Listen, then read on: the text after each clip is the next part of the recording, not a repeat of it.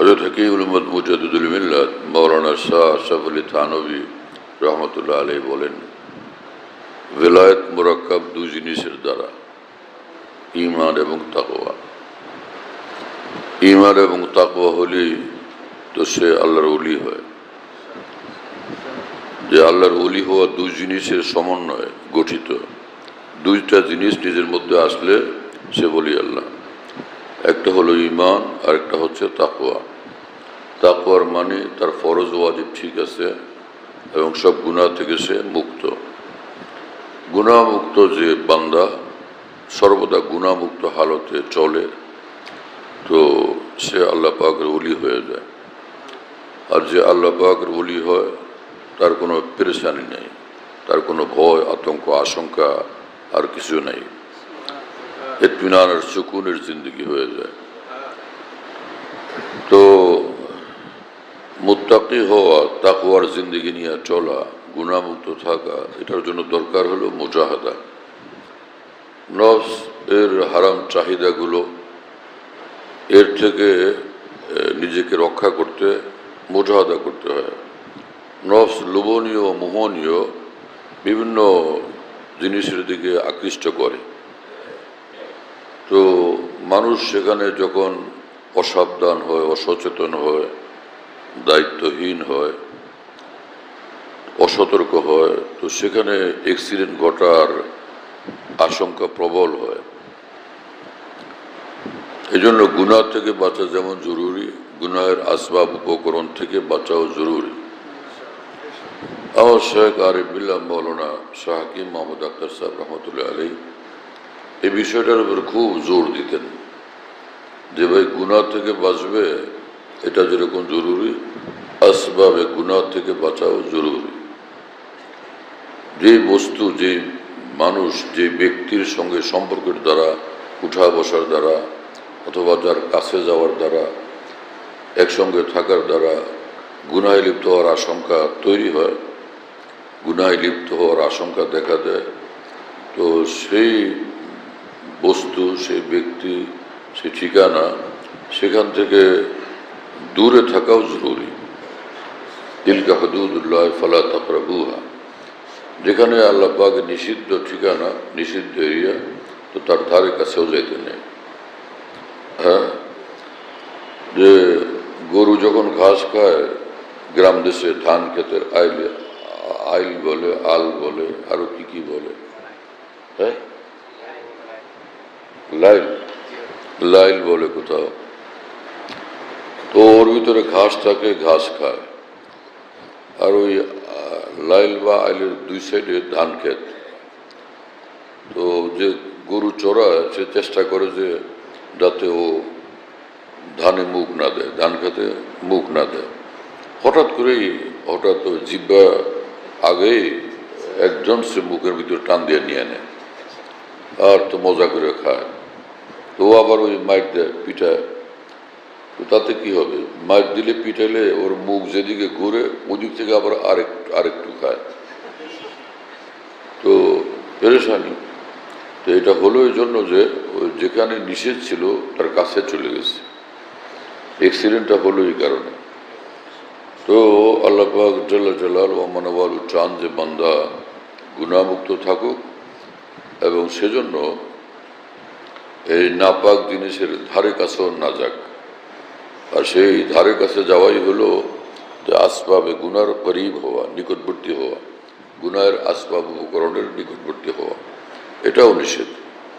গুনাহ যেরকম গুনাহ মুকদ্দমাতে মাসিয়ত, যেগুলো গুনাহে লিপ্ত হওয়ার আশঙ্কা তৈরি করে, যে জিনিসগুলো, সেগুলো গুনাহের অন্তর্ভুক্ত, সেগুলো থেকেও বাঁচতে হবে। যেমন জিনা ব্যভিচার হারাম, তো সেজন্যই সে নজর করাও না জায়েজ। নজর করলে তো পরে ভিতরে খায়েশ পয়দা হবে এবং নাজায়েজ আগ্রহ তৈরি হবে, পরে নিষিদ্ধ বিষয়ে আক্রান্ত হওয়ার পরিস্থিতি দাঁড়াবে। এই জন্য আল্লাহ পাক বান্দা যেন সুন্দর থাকে, পবিত্র থাকে, নিষ্কলুষ থাকে, নির্দাগ থাকে, নির্মল থাকে, না, সেজন্য একদম নূরওয়ালা থাকে। সেজন্য আল্লাহ পাক দূর থেকে তাকে হেফাজতের রাস্তা বাতলাইছেন। অনেক দূর দূর থেকে তোমরা নিজেকে হেফাজত করো। ফেরেশতাদের কোনো গুনাহের প্রতি আকর্ষণ হয় না, কোনো গুনাহের কথা তারা বুঝেন না ফেরেশতারা। তো সেই কোনো ফেরেশতা কিন্তু ওলি আল্লাহ হয় না।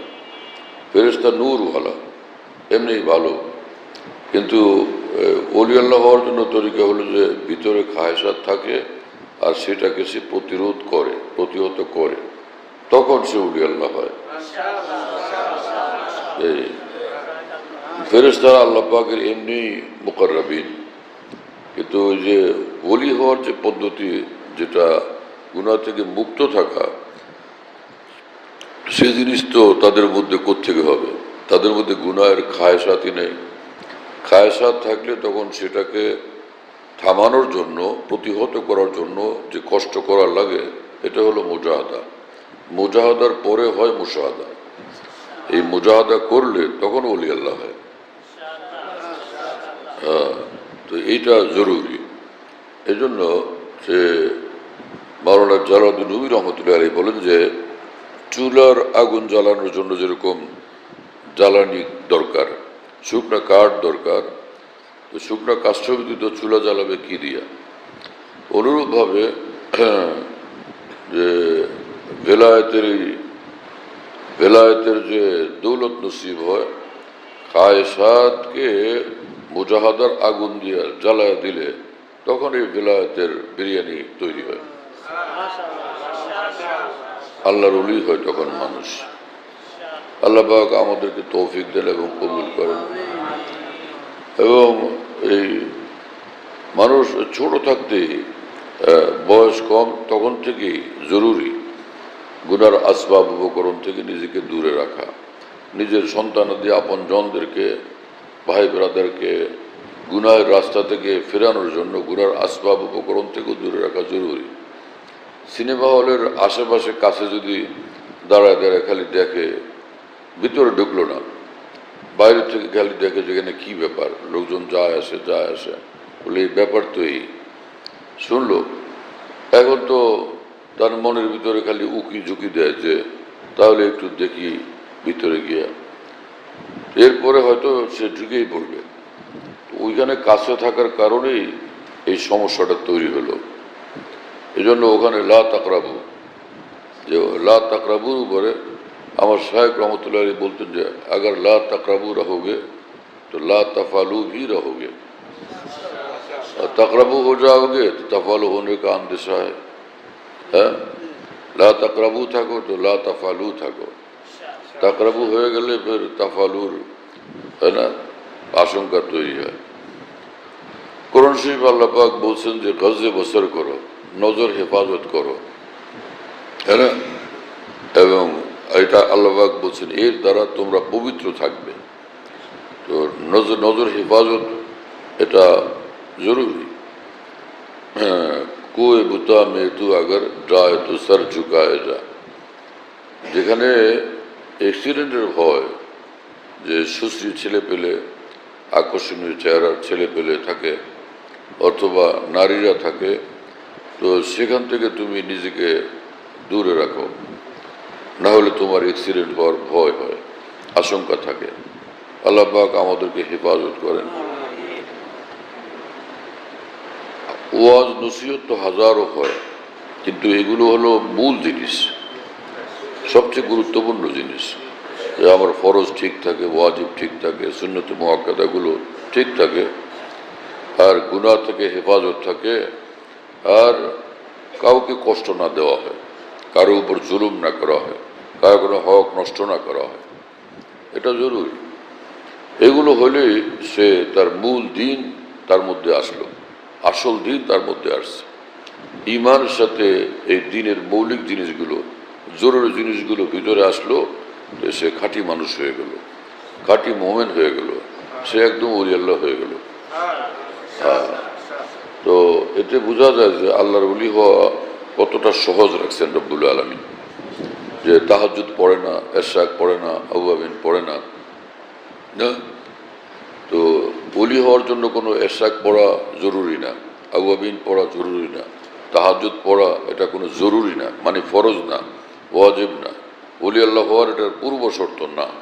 তবে যারা আউলিয়া একরাম আল্লাহ পাক সর্বযুগে সব নবীদের জমানাতে আউলিয়া একরামকে তাহাজ্জুদের তৌফিক দিয়েছেন। তাহাজ্জুদ ভোর রাত্রে পড়া উত্তম। আর যদি এশার নামাজের পরে সুন্নতের পরে এই 2 রাকাত 4 রাকাত পড়ে নেয়, এতে তাহাজ্জুদের ফজিলত অর্জন হয়। হযরত হাকিম আহমদ মাওলানা আশরাফ আলী থানভী রহমতুল্লাহ আলাইহি বলেন, তাহাজ্জুদের আফজল সময়, উত্তম সময় হলো ভোর রাত।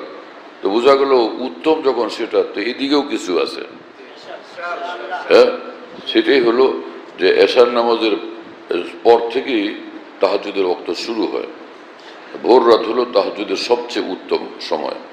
তো সেখানে আমার শাইখ রহমতুল্লাহ আলাইহি বলতেন যে বিরিয়ানি খাওয়ার সুযোগটা হাতছাড়া হয়ে গেছে, এখন আছে যেটা সেটা তেহারি।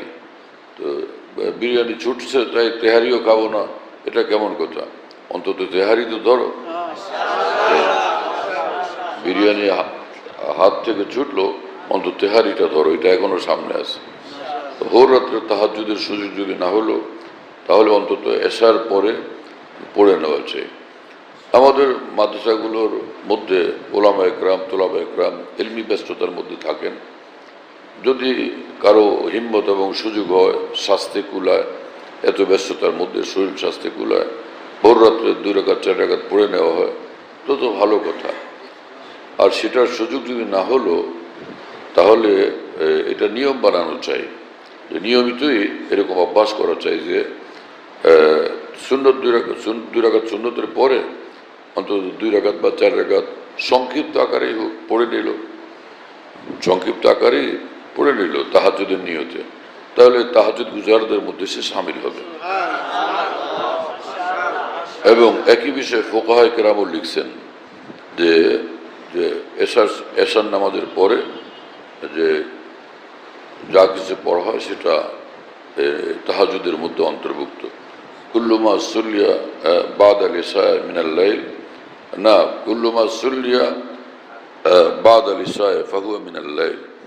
নফল যেগুলো এশার পরে পড়া হয় সেটা কিয়ামুল লাইল, অর্থাৎ তাহাজ্জুদের মধ্যে অন্তর্ভুক্ত হয় সেটা। তো তালিবে ইলমের জমানা থেকে অন্তত এতটুকু অভ্যাস বানানো সহজ। আর তো দুনিয়ার কোনো কাজকর্ম ব্যস্ততা থাকে না। হ্যাঁ, যেহেতু ইলমি ব্যস্ততা খুব থাকে, সেজন্য মুখতাসার পড়া হোক, ছোট ছোট সূরা দিয়েই পড়া হোক, তবুও এই অভ্যাসটা তৈরি হয়ে যাক। কেউ আবার শর্ত লাগান যে আমার কাছে বুখারী শরীফ পড়তে হলে তাহাজ্জুদ পড়তে হবে। তো তালিবে ইলম দাওরা হাদিস যারা পড়ে, সারাদিন তাদের ব্যস্ততা, সারাদিন এই সবক হইতেই থাকে। আর এত বড় বড় কিতাবের মোতালাও তাদের করতে হয়, মোতালা করা, সবকে আসা, এই সারাদিন সবক, মাগরিবের পরে সবক, এশার পরে সবক, ফজরের পরে সবক। তো তাদেরকে যদি তাহাজ্জুদ পড়তে বাধ্য করা হয় ভোর রাত্রে, তাহলে তাদের স্বাস্থ্য রক্ষা হবে কিভাবে? এজন্য এই কমজোরির এই জমানাতে এতটা শক্তি করা, এতটা কঠোরতা করার আমাদের কতটুকু উপযোগী সেটা চিন্তা করার বিষয়। কারণ স্বাস্থ্য শরীর এর বিষয়টা গুরুত্বপূর্ণ। হযরত হাকিম উম্মত মাওলানা আশরাফ আলী থানভী রহমতুল্লাহ আলাইহি লিখছেন, কামালাত আশরাফিয়া কিতাবের মধ্যে আছে যে ফজরের নামাজ পড়ার পর এশাকের জন্য অপেক্ষা থাকা বড় ফজিলতের আমল বটে, কিন্তু কেউ যদি নিজের স্বাস্থ্য রক্ষার জন্য সকালবেলা এই এশাকের অপেক্ষায় বসে না থেকে হাঁটাহাঁটি করতে যায়, সেটাই এশাকের অপেক্ষার আমলের চেয়ে বেশি ফজিলতপূর্ণ। স্বাস্থ্য রক্ষা করা এতটা গুরুত্বপূর্ণ। রাসূলুল্লাহ সাল্লাল্লাহু আলাইহি ওয়াসাল্লাম বলছেন, 5 জিনিসের কদর করো 5 জিনিসের আগে। তার মধ্যে 1 নম্বর সিহহাতাকা ক্বাবলা সাকামিক, তোমার স্বাস্থ্যের কদর করো তোমার অসুস্থ হওয়ার আগে। নি'মাতানি মাকবুলুন ফীহিমা কাসীরুম মিনান নাস, আস-সিহহা ওয়াল ফারাগ। 2 জিনিস, 2 নেয়ামত এত আযীমুশ শান, মানুষ এটার নাকদরি করতে থাকে। একটা হলো তার স্বাস্থ্য, আর একটা হলো অবসর সময়। এবং এক দোয়ার মধ্যে রাসূলুল্লাহ সাল্লাল্লাহু আলাইহি ওয়াসাল্লাম কতগুলো দামি জিনিস চাইছেন। আল্লাহুম্মা ইন্নী আসআলুকা সিহহাতা ওয়াল ইফাতা ওয়াল আমানাতা ওয়া হুসনুল খুলুক ওয়ার রিজা বিল কদর।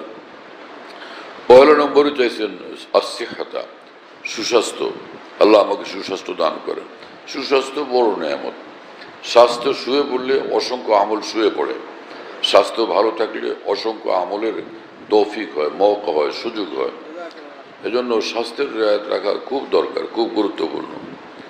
আমার উস্তাদ হযরত মাওলানা সালাউদ্দিন সাহেব রহমাতুল্লাহকে আমি একবার কিছু হাদিয়া দিয়েছিলাম। হুজুর বললেন, তালব ইলম মানুষ কি হাদিয়া, এটা খাও, তুমি এটা দিয়ে কিছু খাইলে তোমার শরীরে খাওয়ার দ্বারা কিছু রক্ত পয়দা হবে, শরীরটা স্বাস্থ্য ভালো হবে, সেটা ইলমের পিছনে ব্যয় হবে। মানে ওনারা এই বিষয়টার দিকে এত গুরুত্ব দিতেন। আল্লাহ তাআলা আমাদেরকে কবুল করেন, তৌফিক দান করেন। আমরা সকলে হিম্মত করব যে গুনাহ থেকে বাঁচব, আসবাবে গুনাহ থেকেও বাঁচব, আল্লাহকে খুশি করার জন্য, রাজি রাখার জন্য সর্বদা ফিকিরে থাকব। সর্বক্ষণের আমল হলো আল্লাহকে রাজি রাখার ফিকিরে থাকা, আল্লাহকে নারাজ করা থেকে বিরত থাকার ফিকিরে থাকা এবং সে আমলে ব্যস্ত থাকা। এইরকম ফিকির যার নসিব হয় সে ওলি আল্লাহ হয়েই যায়। ওয়াখিরু দাওয়ানা আলহামদুলিল্লাহি রাব্বিল আলামিন ওয়া সাল্লাল্লাহু আলা নবিয়্যিল কারীম। আমাদের ঢালকানগর খানকাহে যেখানে আমি আছি, খানকা ইয়াদগারে হাকিমুল উম্মত। মনে রাখো, বলো খানকা ইয়াদগারে হাকিমুল উম্মত। হাকিমুল উম্মতের স্মৃতি এখানে, হাকিমুল উম্মতের কথাবার্তায় আলোচনা হয় আলহামদুলিল্লাহ। একটা নাম, কিন্তু তামাম আকাবের কথাই আলোচনা হইতে থাকে আলহামদুলিল্লাহ। বাইতুল হক জামে মসজিদ, ছাপড়া মসজিদ বলে, 5 তলা বিল্ডিং, ওটার নাম ছাপড়া মসজিদ। সেই পুরানো নাম এটা আছে। তো ছাপড়া মসজিদ, সেখানে মাসিক ইজতেমা হয় প্রত্যেক ইংরেজি মাসের দ্বিতীয় বৃহস্পতিবার। আসর থেকে শুরু হয়, রাত 10টা পর্যন্ত, 10:30 পর্যন্ত হয়। তো ওখানে শরীক হওয়ার জন্য চেষ্টা করবেন ইনশাআল্লাহ।